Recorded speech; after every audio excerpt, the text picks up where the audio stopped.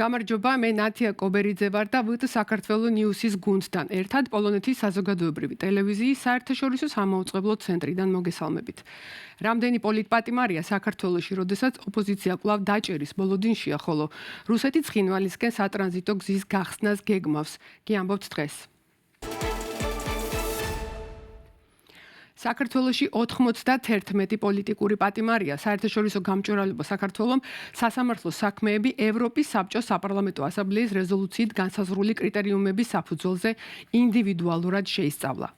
ორგანიზაციის განცხადებით, პატიმართა აბსოლუტური უმრავლესობა 5-დან 1-ზე მეტ კრიტერიუმს აკმაყოფილებს, ხოლო მზია ამაღლობელის და დროას ლიდერის ელენე ხოშტარიას საქმეებში ყველა კრიტერიუმია გამოვლენილი.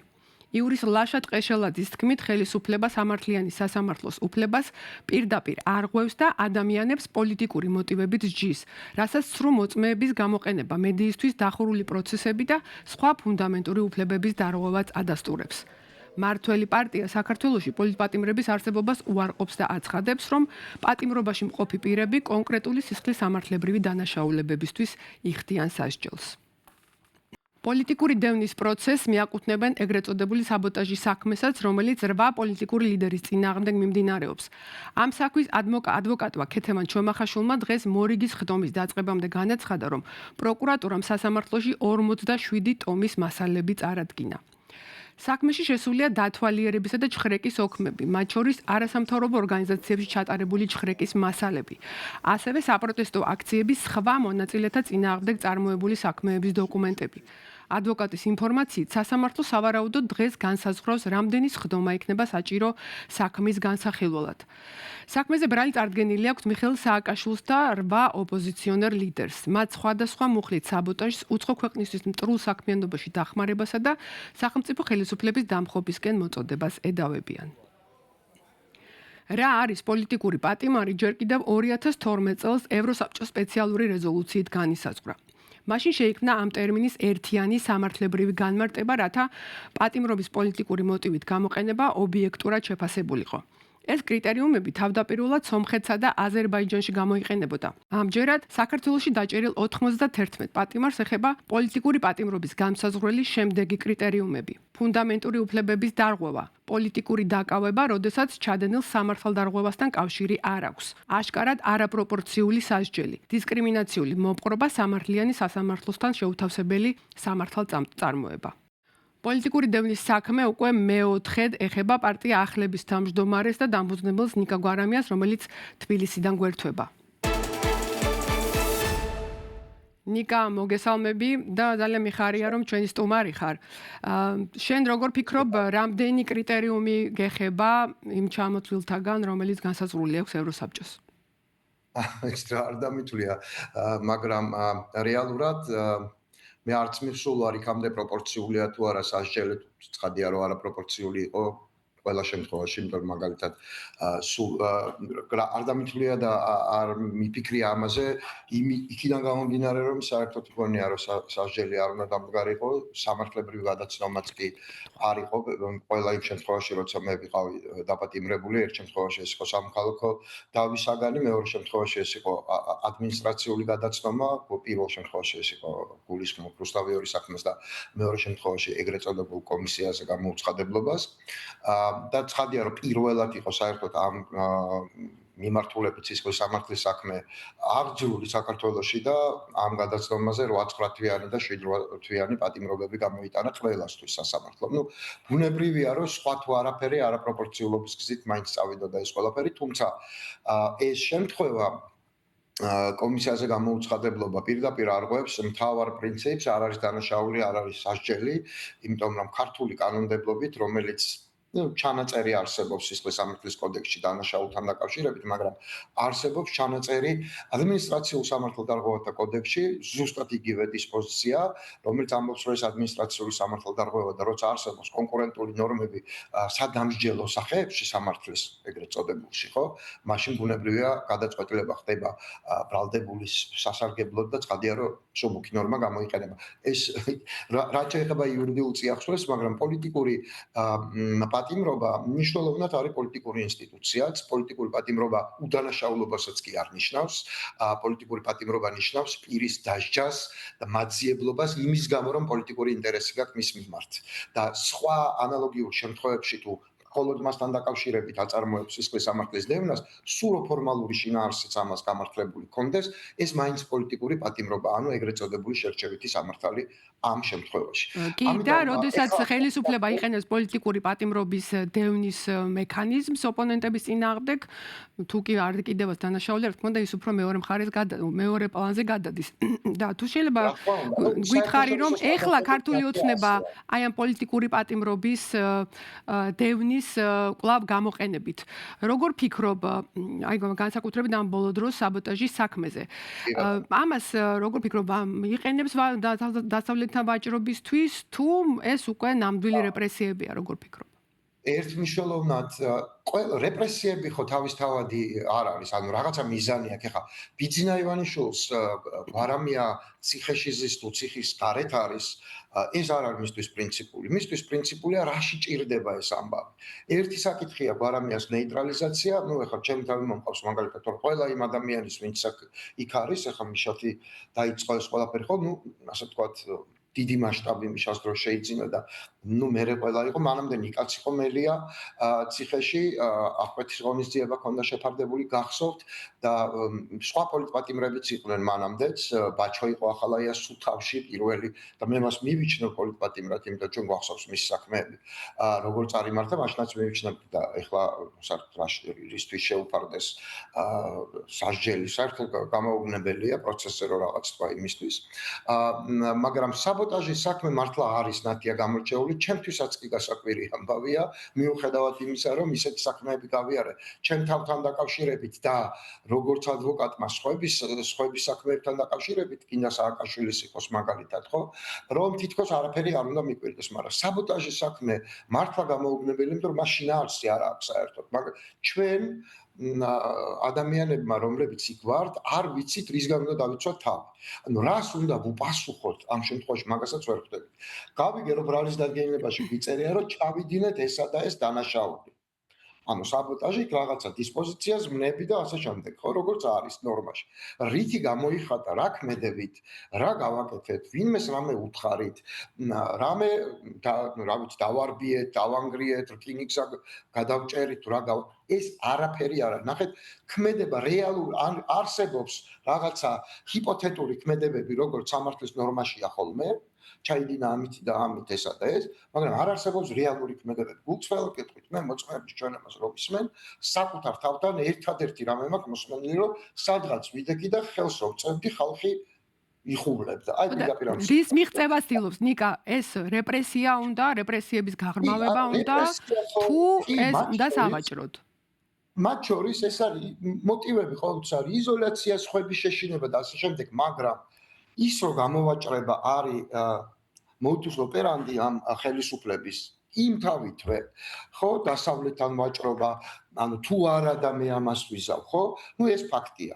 მაგრამ ეს აუცილებლად უნდა შეწყდეს ეს ტრადიცია და ეს სერია, სულ რო ციხეში ყოფნა მოგვიწევს დიდი ხნით და დარწმუნებული ვარ, რომ დიდი ხნით არ მოგვიწევს, მაგრამ იმაში დარწმუნებული ვარ, რომ კიდევ ერთხელ მომიწევს, მაგალითად მე არ შეიძლება ივაჭროს ამ კაცმა იმითი, რაც თვითონ შეუძლია რომ კვლავ აკეთოს. ანუ რაღაცა კვლავ წარმოების პროცესია, ნახეთ. ანუ ივაჭრებს, მიაღწევს რასაც უნდა, მერე შემდეგ ჯერზე კიდე დაიჭერს და უკვე ვაჭრობს იმაზე, რომ ეს ხალხი ისევ გაუშვას, რომ კიდე თავისას მიაღწევს. ეს ხო დაუსრულებელი პროცესია. სხვა თუ არაფერი, სუფთა პრაგმატულად ამას თუ შეხედავ, ეს მხოლოდ ახალი პატიმრების გაჩენას უწყობს ხელს. როგორც კი გაუჭირდება, ისევ იგივეს გააკეთებს და უკვე ორჯერ მეტი ჭერს. ну რა ვიცი, მე მაგალითად ყოველ სერიაში მიჭერს 2019 წლიდან მოყოლებული, ხო და ძალიან მნიშვნელოვანი ამის მოსმენა, რომ გააქვთ ამის მზაობა, მე ვიცი რომ პრინციპში ყველას ვისაც ემუქრება ეგრეთ წოდებული საბოტაჟის მუხლით პატიმრობა რომ არ მისცეთ ზემოქმედების საზოგადოებაზე პოლიტიკურ პროცესებზე ზემოქმედების ეს მექანიზმი და არ გაერიდოთ და კი არ თანამშრომლობაზე არ რაღაც უკან უკან არ დაიხიოთ ეს ძალიან მნიშვნელოვანი ამ პროცესისთვის მაგრამ და მაინც ეძებს გზას დასავლეთთან სალაპარაკოდ ივანიშვილის ხელისუფლება განსაკუთრებით შეერთებულ შტატებთან და როგორ ფიქრობთ როგორ შეძლებს თუ კი მას ეყოლება პოლიტპატიმრები შეერთებულ შტატებთან თუნდაც რაიმეს მიღწევას ვერ შეძლებს ეს გამორიცხულია ჩვენ ვიცით ეს დასუსტებით რომ ეს გამორიცხულია განსაკუთრებული ასე ვთქვათ აქცენტია საბოტაჟის საქმეზე და გულწრფელად გეტყვით მე საერთოდ არ მინდა ჩვენი არ დაჭერა ამ ქვეყანას იმად დაუჯდეს რომ რაღაცა გაუტარონ ბიძინა ივანიშვილს მე ჩემ ნაწილზე შემიძლია თქვა